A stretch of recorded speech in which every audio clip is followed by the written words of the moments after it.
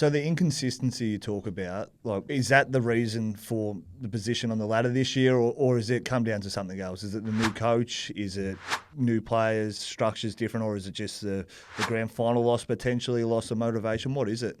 I think probably an element of everything. I think the biggest thing early days with a bit of continuity was injuries, and you hate to say it and never want to use it as an excuse. There's good players, but like, Mate, wasn't your bums? It was like not fringe players. It was we had deep. a lot of players that were like we probably had 5 of our top 10 players injured for majority of this first half of the season, and it wasn't until we got Millsy and Cunningham back 1 week, and then the next we had Errol and Papley.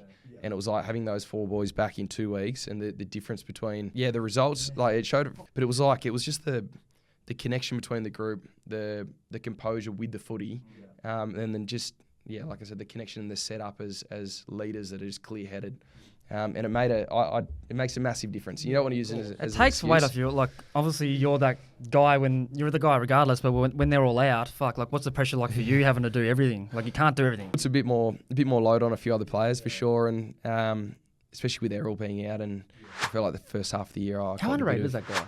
Unbelievable. His work rate, you just look at him. I feel like he doesn't get the flowers, but like when you're playing with him, obviously you know, like, okay, if he's not playing, it's going to be very tough for a lot of other players. Yep. But in the media, like if he was a Vic club, I think he'd be. I reckon he'll be, when he's done, he'll be one of the best Swans players to play the game. Oh in shit! my opinion, I'll put him right up there. Everything he does, like he can rip a game apart, but his work rate and everything he does is just sets him up for like a complete game.